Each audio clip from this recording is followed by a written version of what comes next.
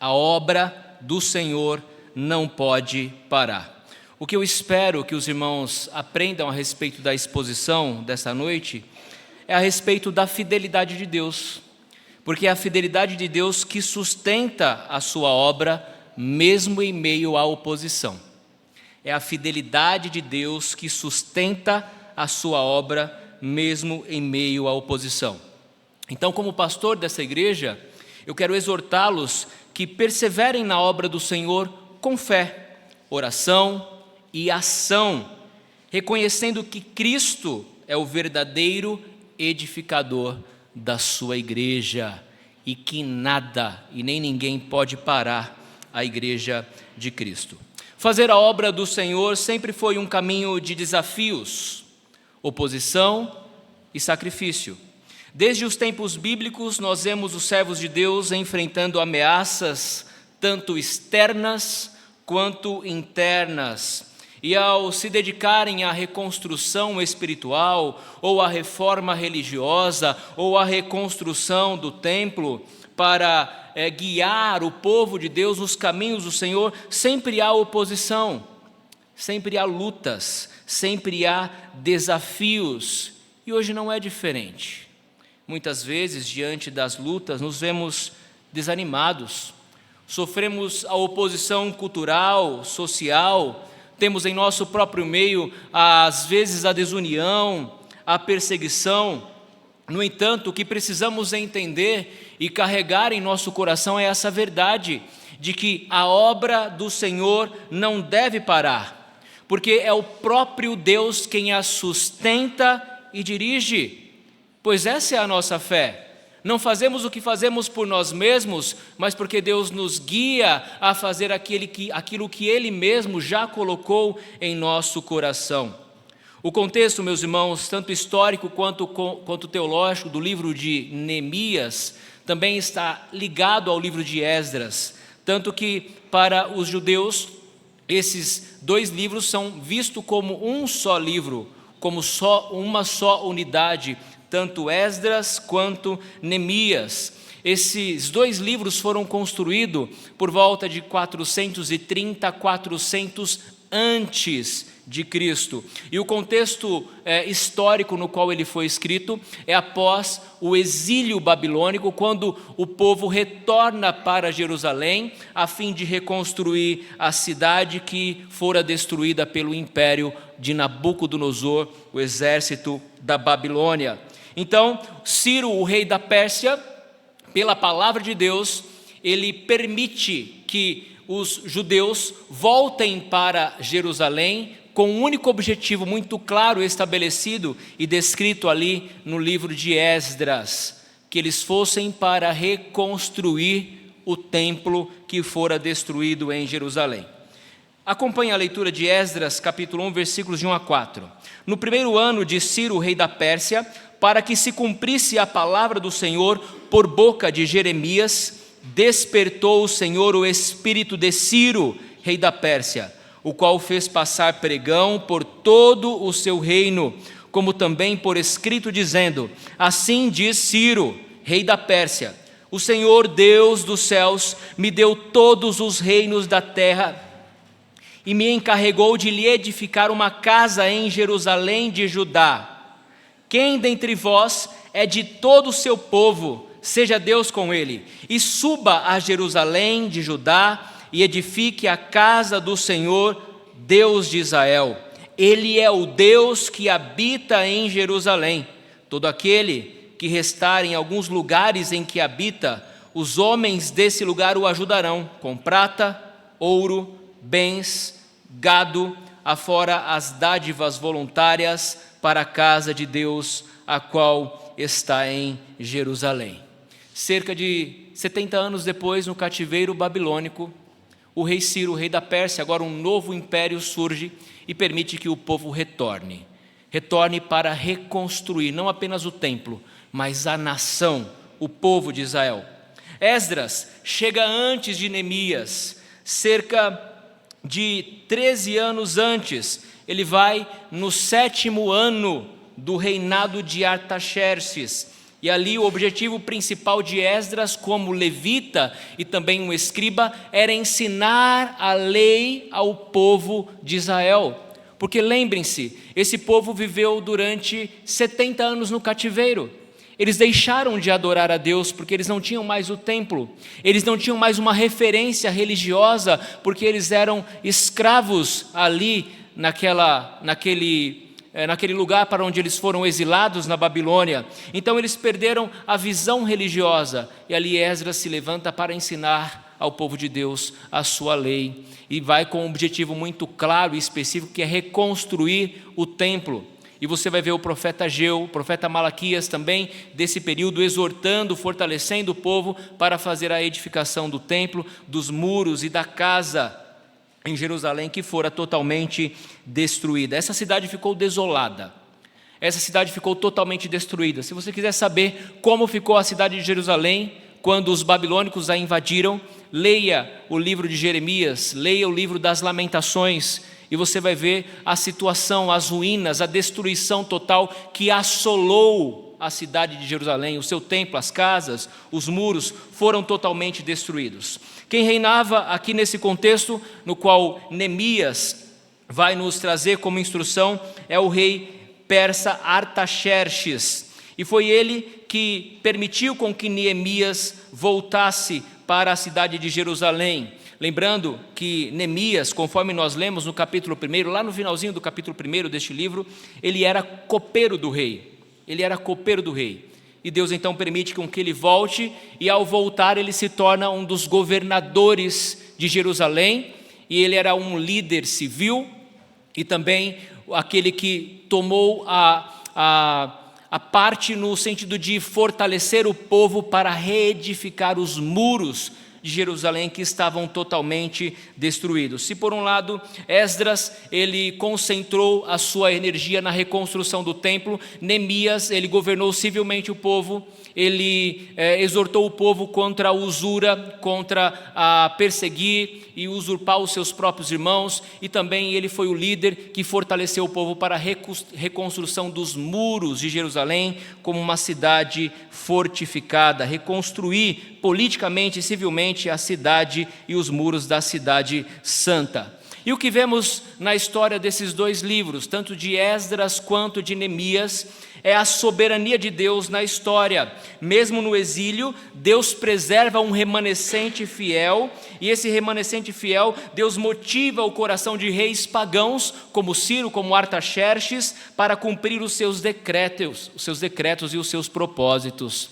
Conforme nós lemos em Provérbios 21, versículo 1, que diz: como ribeiros de águas, assim é o coração do rei na mão do Senhor. Este, segundo o seu querer, o inclina. A reconstrução, meus irmãos, dos muros de Jerusalém simboliza a restauração da identidade do povo de Deus. A reconstrução do templo simboliza a restauração da vida religiosa de Israel. É o símbolo da presença de Deus. É uma notável e visível e clara menção de que Deus está no meio do seu povo, de que Deus habita no meio do seu povo e mantém comunhão com o seu povo.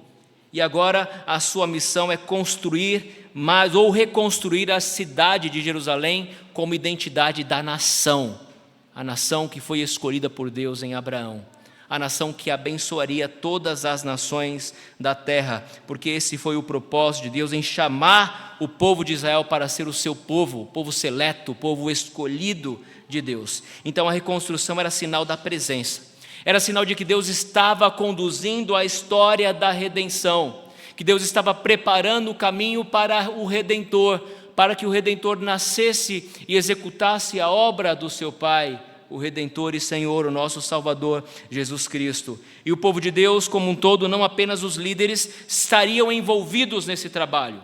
E aqui nós temos o papel de Neemias, em liderar, em motivar, em fortalecer, para que a obra do Senhor não parasse. Em primeiro lugar, meus irmãos, nós vamos perceber que a obra começa no coração. No meio da aflição, aprendemos com Neemias que devemos buscar ao Senhor.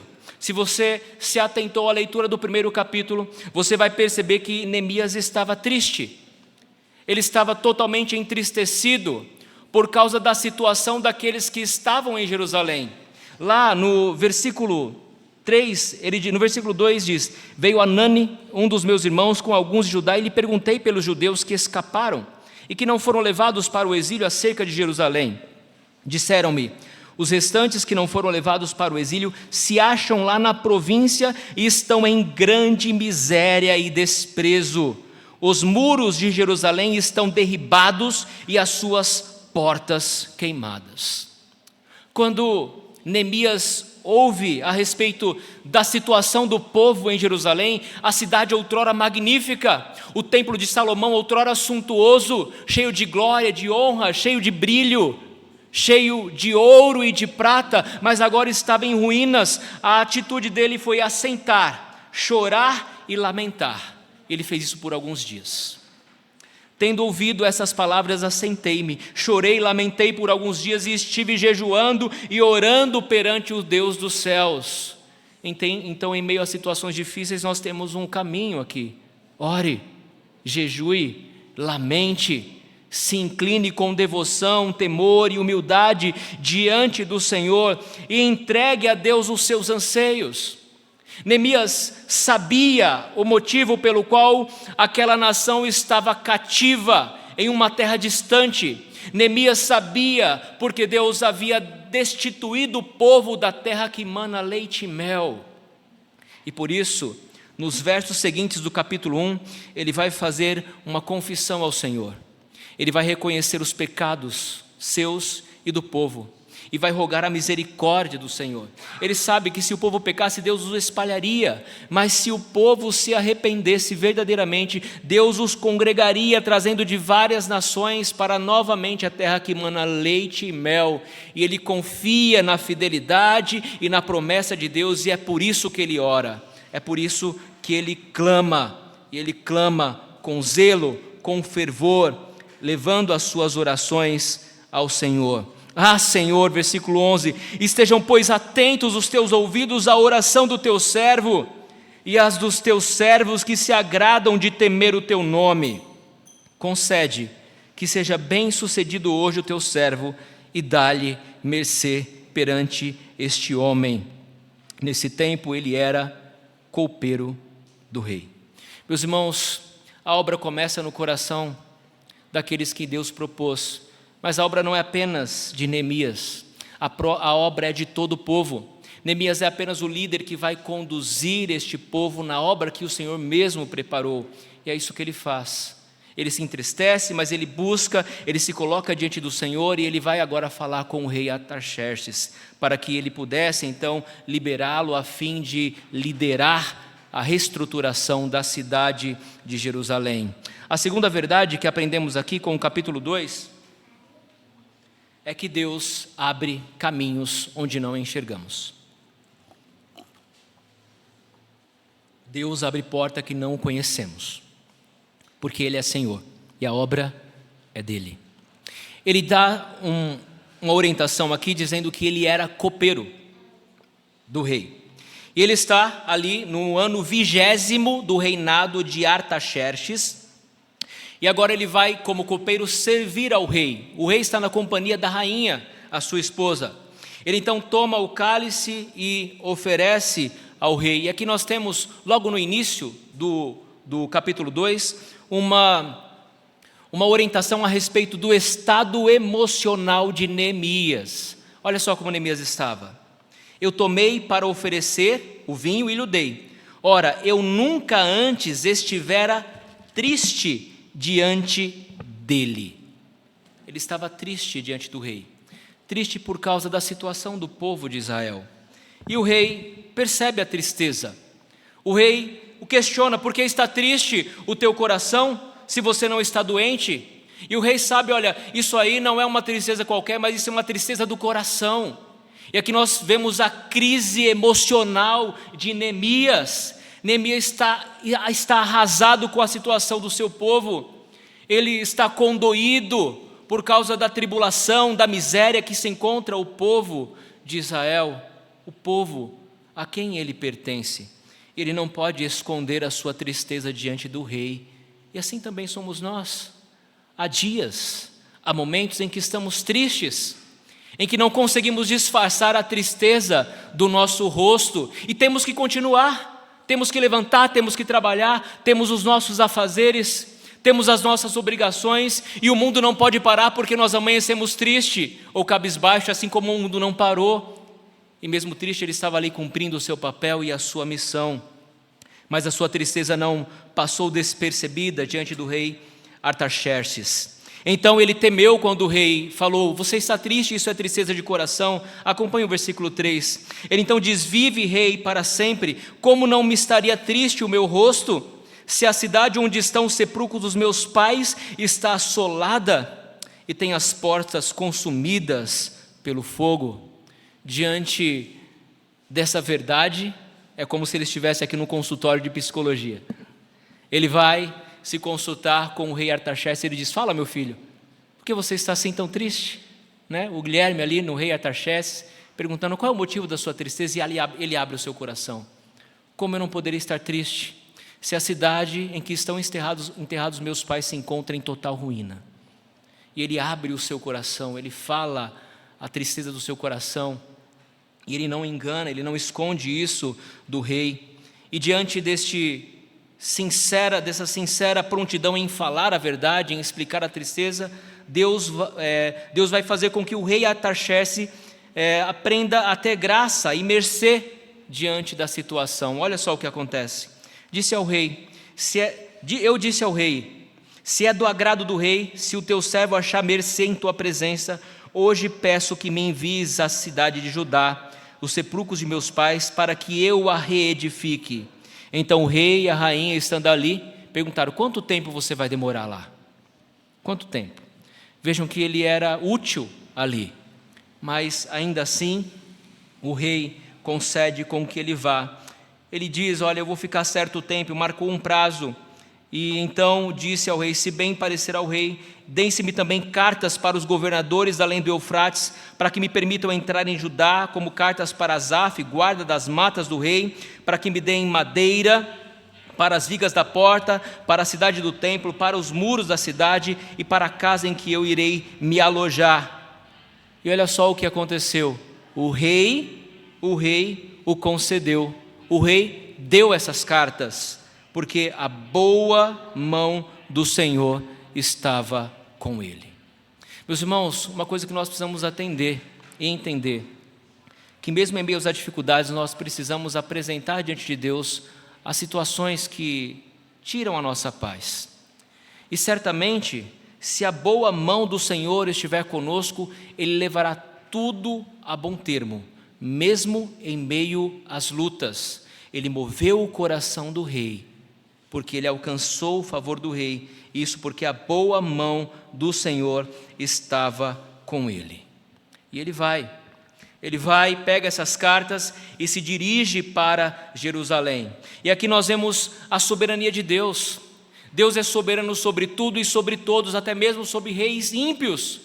Reis que não conhecem, que não professam, que não confessam o seu nome, mas ele move o coração desse rei para apoiar a reconstrução dos muros da cidade santa em Jerusalém. Portanto, aprendemos que devemos confiar em Deus, que abre portas, provê recursos e caminhos onde nós não enxergamos, porque a obra do Senhor não depende da nossa força, mas da sua boa mão, para levar a bom termo os seus propósitos e os teus desígnios. A Bíblia, meus irmãos, diz que a porta que Deus abre, ninguém fecha. A que fecha, ninguém abre. Apocalipse 3, 7 a 8 diz: ao anjo da igreja em Filadélfia escreve: estas coisas diz o santo, o verdadeiro, aquele que tem a chave de Davi, que abre e ninguém fechará, e que fecha e ninguém abrirá. Conheço as tuas obras. Eis que tenho posto diante de ti uma porta aberta, a qual ninguém pode fechar.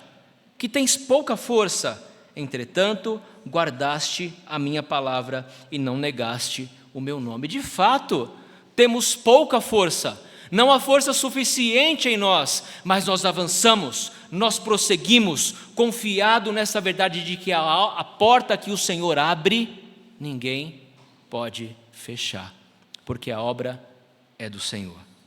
Mas, meus irmãos, a terceira verdade que eu quero destacar neste texto é que a oposição ela é inevitável. Quando você se propõe a fazer a obra do Senhor, a oposição é inevitável. Os inimigos se levantam. O próprio arqui-inimigo, Satanás, se levanta contra a igreja do Senhor, contra a obra do Senhor. Ele não quer ver o crescimento e o avanço do reino de Deus por meio da igreja visível. E ele envia os seus subalternos para subjugar, atrapalhar, obstruir a obra do Senhor. E não foi diferente aqui, meus irmãos, com a história de Neemias na reedificação do muro de Jerusalém, dos muros de Jerusalém.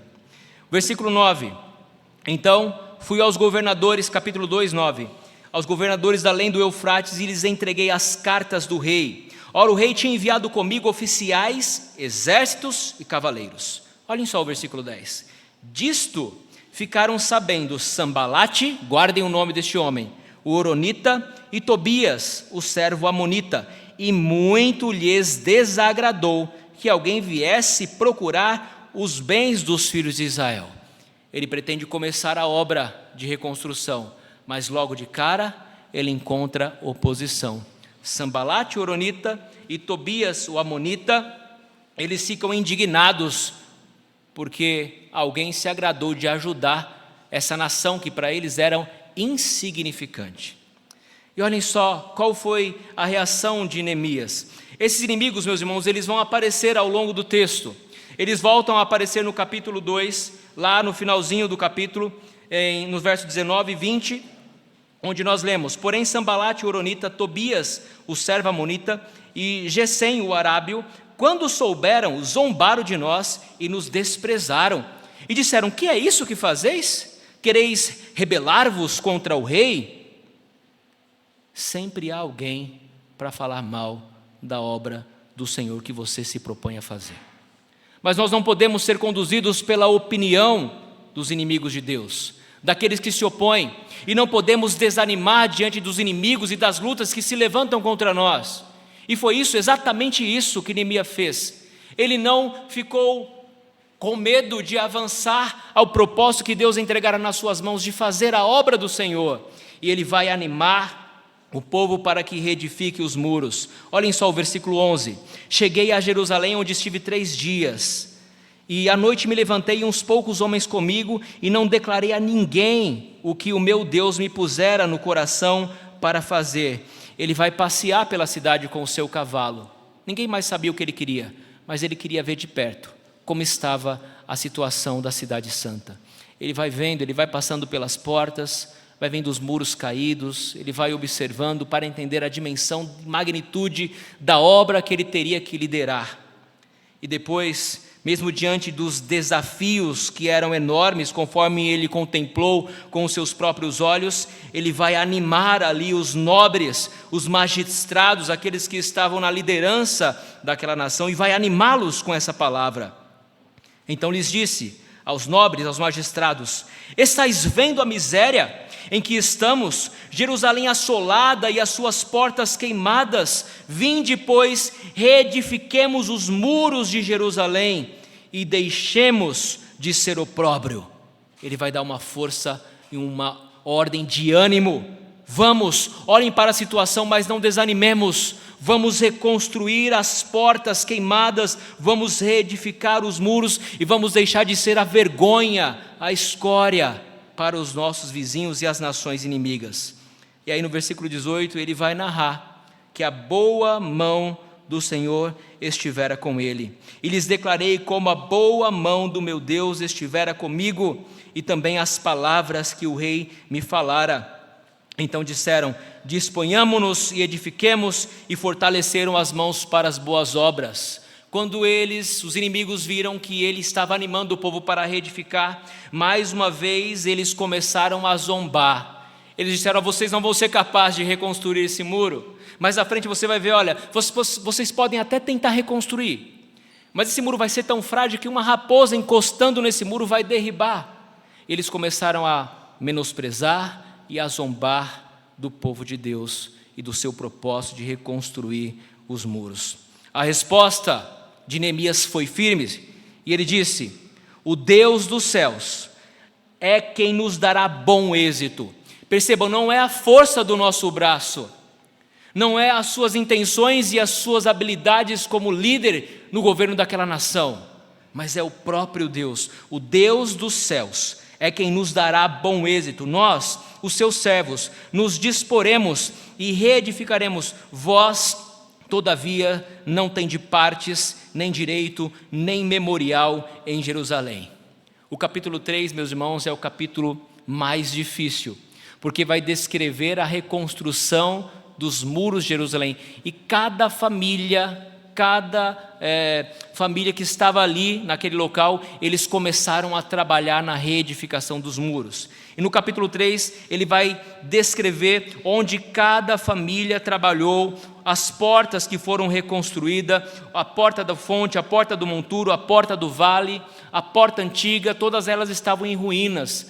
Mas a ideia que nós temos aqui no capítulo 3 é que o povo se animou com a palavra de Neemias. O povo não deu ouvido à zombaria, ao escárnio dos seus inimigos, de Tobias e de Sambalate, mas ele ouviu a instrução do líder deles, que era Neemias. Eles uniram forças para reconstruir e começaram a reconstruir. Essa obra, meus irmãos, foi reconstruída em um tempo recorde, e eles começaram a trabalhar, e as famílias se juntaram, e uns iam, outros trabalhando, e também se uniam, e a obra começou a andar. E eles viram a obra do Senhor andando, a obra estava crescendo, avançando, os muros estavam sendo reconstruídos, as portas estavam sendo colocadas no lugar, as brechas estavam sendo fechadas. Era importantíssimo naquele contexto que a cidade fosse fortificada, tivesse muros, porque era uma proteção natural contra os inimigos, era uma proteção contra exércitos inimigos que avançavam contra o povo de Israel. E o povo vai trabalhar arduamente, mas os inimigos não descansam. Quando eles veem a obra em andamento, quando eles veem a obra desencaminhando, sendo levada a bom termo mais uma vez, eles vão e começam os seus intentos, os seus maus intentos. E no capítulo 1, nós vemos mais uma vez a ação do inimigo. Tendo Sambalate ouvido que edificávamos o muro, ardeu em ira, e se indignou muito, e escarneceu dos judeus. Meus irmãos, é isso que acontece. Os inimigos da cruz de Cristo, eles não podem ficar felizes com o avanço do reino de Deus, eles não podem ver a igreja crescendo, a igreja se fortalecendo, a igreja avançando, porque eles ficam cheios de ira, porque são instrumentos de Satanás, servem o diabo e os seus propósitos, e como mensageiros de Satanás, eles se enchem de ira, eles ficam indignados. Ele ardeu em ira, ele se indignou muito e escarneceu, zombou dos judeus, do povo de Israel, e falou na presença de seus irmãos e do exército de Samaria. Sambalate era um dos líderes de Samaria, e disse: que fazem esses fracos judeus? Olha como eles olham para o povo escolhido de Deus com desprezo. Muitas vezes os nossos inimigos olham assim para nós. O que faz esse fraco povo de Deus? O que faz esses fracos judeus? Nós vamos deixar isso? Eles sacrificarão, eles darão cabo da obra em um só dia? Olha, nós vamos ver a obra acontecendo, eles vão acabar essa obra em um só dia e vamos ficar parados. Renascerão acaso dos montões de pó as pedras que foram queimadas? E estava com Sambalate e Tobias, o amonita, e disse: ainda que edifiquem, olha como Tobias zomba da nação de Israel, ainda que edifiquem o muro, vindo uma raposa derribará o seu muro de pedra. Quando ele ouve a zombaria, a indignação, a ira dos inimigos, o que ele faz? Ele vai brigar? Ele vai contender com Sambalate? Ele vai bater boca com Tobias? Não. Sabe o que ele faz? Ele busca o Senhor. E é isso que nós devemos fazer. O texto, versículo 4 diz, a oração que ele faz ao Senhor. Neemias diz: ouve, ó nosso Deus, pois estamos sendo menosprezados, desprezados, caia o seu opróbrio sobre a cabeça deles, e faze que sejam despojo numa terra de cativeiro. Não lhes encubras a iniquidade, e não se risque Dê diante de ti o seu pecado, pois te provocaram a ira na presença dos que edificavam. Meus irmãos, nós não podemos buscar justiça com as nossas próprias mãos, porque a palavra do Senhor diz: a mim pertence a vingança, eu é quem retribuirei. O que Neemias faz é simplesmente entregar nas mãos de Deus aqueles que se levantam contra o seu povo. Ele faz isso: olha, Senhor, olhe para os pecados deles e age com justiça. Age com justiça e não permita que as maldições deles de fato se concretizem, mas que o Senhor possa tomar os seus pecados em justiça diante deles. Meus irmãos, assim eles continuaram a obra, edificando o muro, e o muro se fechou até a metade da sua altura. Sabe por quê? Porque o povo tinha ânimo para trabalhar. Mesmo em meio às provações, nós precisamos buscar no Senhor ânimo para continuar trabalhando, ânimo para continuar realizando a obra do Senhor, ânimo para continuar sendo instrumentos nas mãos de Deus para toda a boa obra. Mas os inimigos não se contentam. Olhem só o versículo 7. Ouvindo Sambalate e Tobias, os arábios, os amonitas, os asdoditas, que a preparação dos muros de Jerusalém ia avante e que já se começavam a fechar-lhe as brechas, ficaram sobremodo irados. Ajuntaram-se todos de comum acordo para virem atacar Jerusalém e suscitar confusão ali. Então eles começaram a formar um mau intento de atacar a nação de Israel. Um momento fragilizado, porque os muros ainda não estavam totalmente reparados, ainda havia brechas, e por essas brechas a intenção deles era entrar e atacar para que a obra de reconstrução parasse. Mais uma vez, o que Neemias faz é se colocar diante do Senhor em oração. Porém, nós oramos ao nosso Deus e como proteção pusemos guarda contra eles dia e noite. Meus irmãos, o povo estava animado, mas diante da oposição e do intenso trabalho houve momentos de fraqueza, e nós vamos ver esse momento de fraqueza do povo aqui. Então disse Judá: já desfaleceram as forças dos carregadores e os escombros são muitos, de maneira que não podemos edificar o muro. Às vezes, de fato, diante das lutas, mesmo em meio às lutas, vai haver dias que você quer jogar tudo para o alto, que você vai querer desistir, que você vai estar cansado. Esses dias existem, eles acontecem, eles vêm quando passamos por momentos de lutas e de sofrimento. Mas quando isso acontecer, animem-se em Deus, porque Deus é fiel para cumprir a sua obra. Eles oraram e disseram: porém, os nossos inimigos nada saberão disto, e nem verão, até que entremos no meio deles e os matemos, assim faremos cessar a obra. Isso é o que os inimigos planejavam. Em meio ao cansaço do povo, eles iriam aproveitar essa oportunidade para atacá-los e aniquilar o intento de reconstruir a cidade de Jerusalém. Quando Neemias soube disso, ele se preparou. Ele disse: olha, nós vamos montar aqui uma estratégia.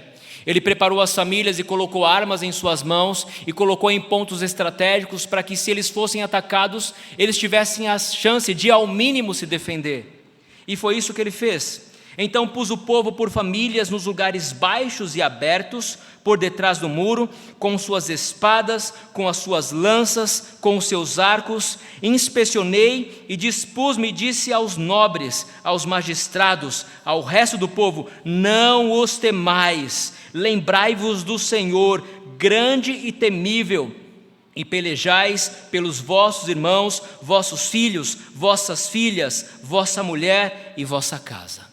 Ele anima o povo, ele se dispõe, ele se prepara diante das lutas. É importante entender isso, que no momento de lutas nós precisamos nos armar, nos preparar, e aqui não é arma física, mas são armas espirituais, com uma vida de devoção diante do Senhor, de consagração diante do Senhor. Fiquem preparados para a batalha, porque a nossa luta não é contra o carne ou o sangue, mas contra os principados nas regiões celestiais. A nossa luta ela é espiritual. E Neemias prepara, coloca armas nas mãos daquelas famílias para que se preparem diante do ataque do inimigo. O inimigo ouviu isso e percebeu que Deus tinha frustrado os seus planos, Mas ainda assim começaram a tramar outras coisas contra o povo de Israel. E aqui, meus irmãos, nós temos a ideia de que nós precisamos vigiar, nos preparar e orar em todo o tempo, em meio às lutas. Olha só como Neemias prepara o povo. Os carregadores que por si mesmo tomavam as cargas, cada um com uma das mãos fazia a obra e com a outra segurava a arma. Em uma mão eles tinham a colher de pedreiro, né, Gil? E na outra mão eles empunhavam a espada. Estavam reconstruindo, mas ao mesmo tempo preparados para a batalha.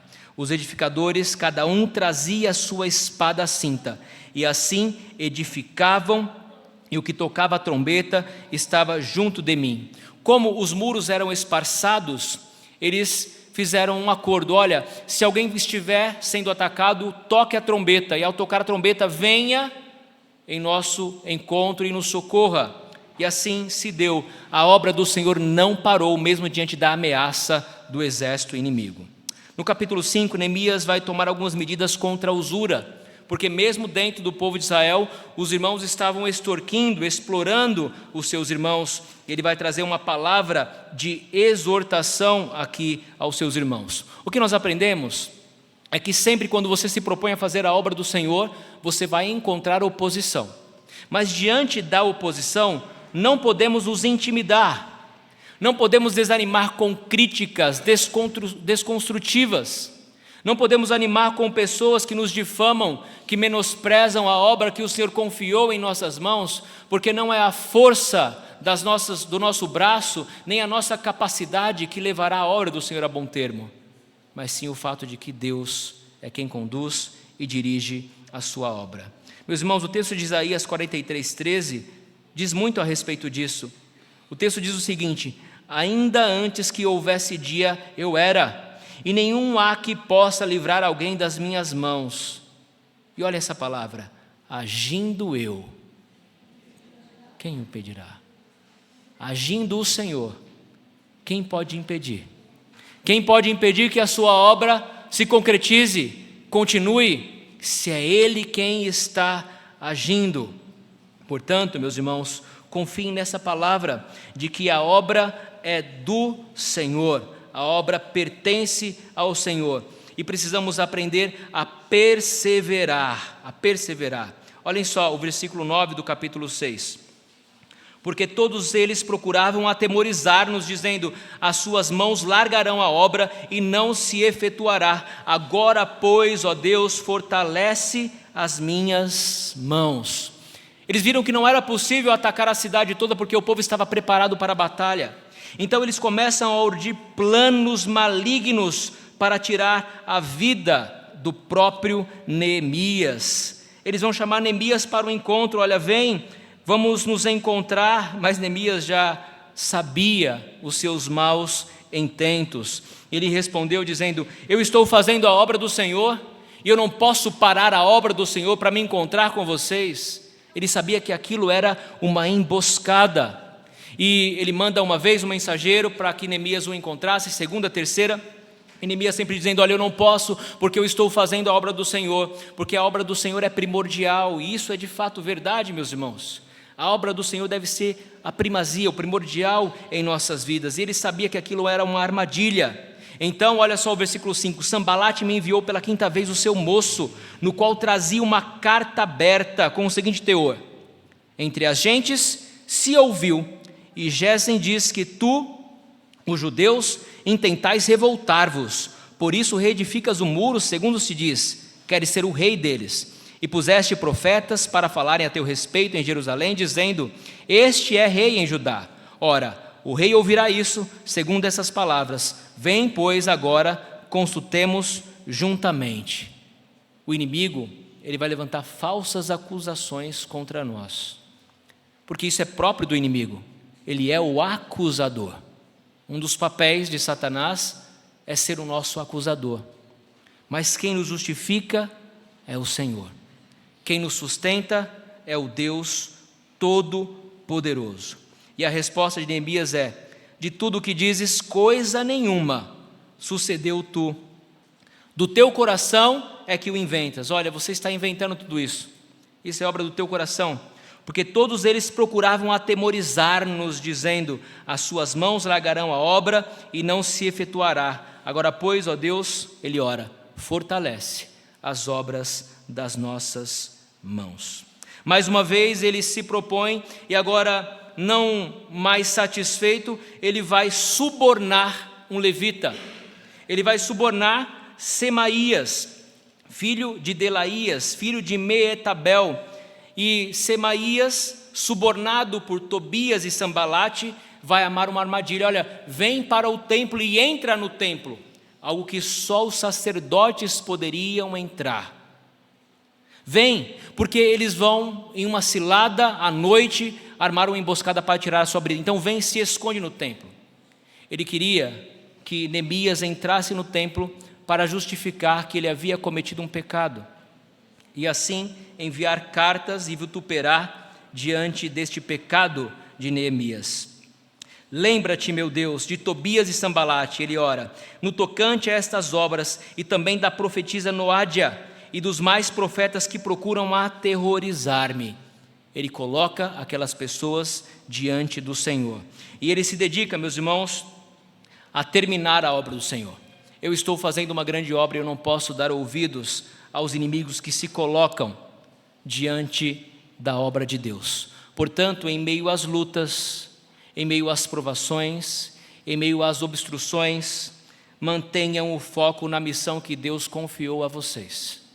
Não se desviem, não esmoreçam diante das lutas, mantenham o foco, porque Deus nos confiou a sua obra e a obra é do Senhor. Na vida cristã é assim também, irmãos. Nós não podemos desistir em meio às lutas, às dificuldades. Pelo contrário, nós temos que fixar os nossos olhos no alvo e buscar esse alvo. Filipenses 3, 12 a 14 diz: não que eu tenha já recebido ou já obtido a perfeição, mas prossigo para conquistar aquilo para o que também fui conquistado por Cristo Jesus. Irmãos, quanto a mim, não julgo havê-lo alcançado, mas uma coisa faço, esquecendo-me das coisas que para trás ficam e avançando para as que diante de mim estão, prossigo para o alvo, para o prêmio da soberana vocação de Deus em Cristo Jesus. Em meio às lutas que surgem na nossa vida cristã, mantenha os seus olhos no foco, no alvo que é Cristo, e avance, prossiga em buscar este alvo.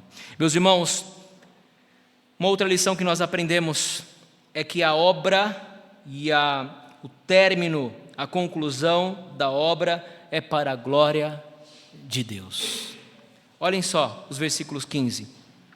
Acabou-se, pois, o muro aos 25 dias do mês de Elu, em 52 dias.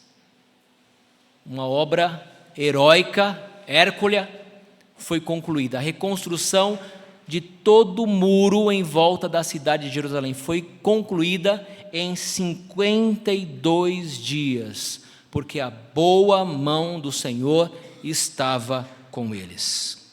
Sucedeu que, ouvindo, todos os nossos inimigos temeram. Todos os gentios, nossos vizinhos, decaíram muito no seu próprio conceito, porque reconheceram que, por intervenção de nosso Deus, é que fizemos esta obra. Sabe o que acontece com os inimigos do Senhor? Que se levantam contra o povo de Deus, eles são envergonhados, porque eles não podem parar a obra do Senhor. Eles não podem impedir o avanço do reino de Deus. E quando eles viram a conclusão do muro, eles não apenas ficaram indignados e irados, mas os seus corações ficaram cheios de medo. Eles temeram todos os gentios, e eles decaíram muito, ficaram de fato depressivos. Sabe por quê? Porque eles reconheceram, eles atribuem isso a Deus, a glória do Senhor. Eles reconheceram que por intervenção de nosso Deus é que fizemos esta obra. Quando você concluir a obra que Deus colocou na sua mão para fazer, Os inimigos que se opuseram contra você, eles vão ficar envergonhados e vão temer e vão reconhecer que a obra só foi concluída por causa do Senhor. Porque a glória, meus irmãos, é do Senhor. A estrutura deve servir ao culto, à comunhão do povo com Deus, mas a glória da conclusão da obra é do Senhor. E assim que Cristo se diz lá em João 15, eu sou a videira e vós os ramos, quem permanece em mim e eu nele, esse dá muito fruto, porque sem mim nada podeis fazer. Em Filipenses, Paulo declara essa outra verdade, porque Deus é quem efetua em vós tanto o querer como o realizar segundo a sua boa vontade. Eles reconheceram que aquele muro só foi concluído porque o Senhor estava à frente do seu povo. Foi uma intervenção de Deus, porque na força do homem aquilo não seria possível. Jó, meus irmãos, no finalzinho do seu livro, ele vai fazer uma afirmação semelhante a respeito de Deus. Ele diz: Senhor, bem sei que tudo podes e que nenhum dos teus planos podem ser frustrados. Nenhum, aprenda isso, aprenda essa verdade. Deus é soberano e nenhum dos planos de Deus podem ser frustrados. Nenhum. Deus é soberano e nenhum dos seus planos pode ser frustrados. Meus irmãos, muitos homens se levantam como inimigos da cruz de Cristo. Paulo reconhece isso quando escreve aos Filipenses, os quais repetidas vezes eu vos dizia, agora digo até chorando, são inimigos da cruz de Cristo. Eles tentaram frustrar os planos do Senhor para a salvação e a redenção do seu povo. Assim foi com Faraó no Egito, assim foi com Sambalate e Tobias, adversário do povo de Deus no reino da Pérsia. Assim também foi com Mauamã, na história de Esther, que fez o rei assinar um decreto para dizimar, aniquilar todo o povo de Israel das 127 províncias do reino da Pérsia. Mas ele não poderia frustrar o plano de Deus, porque a salvação viria do descendente de Israel, do leão da tribo de Judá, e essa nação não poderia ser destruída. Nenhum deles obtiveram êxito, porque os planos de Deus não podem ser frustrados. Portanto, irmãos, não desanimemos, não esmorecemos, mas sigamos em frente, entreguemos os nossos inimigos nas mãos do Senhor, porque está escrito, a mim pertence a vingança, eu retribuirei, e outra vez o Senhor julgará o seu povo. Horrível coisa é cair na mão do Deus vivo, horrível coisa é cair na mão do Deus vivo. Assim como Neemias foi o mediador usado para restaurar a cidade de Jerusalém, meus irmãos, Cristo é o nosso mediador para restaurar a nossa vida diante do Senhor. Cristo é o nosso mediador que reconstrói o que o pecado destruiu. É Ele quem edifica a sua igreja, como Cristo mesmo falou, também eu te digo, tu és Pedro, e sobre esta pedra edificarei a minha igreja, e as portas do inferno não prevalecerão contra ela. Portanto, meus irmãos, creia nesta palavra e permaneça firme nos propósitos que Deus lhe confiou. Cristo, Ele enfrentou também oposição, Ele enfrentou perseguição, Ele sofreu injustiça, mas Ele cumpriu plenamente a obra que o Senhor confiou às suas mãos, que foi entregar a sua vida na cruz para nos remir, derramando o seu sangue puro, limpo, para nos salvar de todos os nossos pecados. E ele ora na oração sacerdotal ao seu Pai, dizendo, eu te glorifiquei na terra, consumando a obra que me confiaste para fazer. Portanto, meus irmãos, a nossa esperança, a nossa força e a nossa suficiência vem de Cristo, porque Ele é o fundamento e o edificador da sua igreja. Amém? Que Deus aplique a sua boa palavra em nossos corações.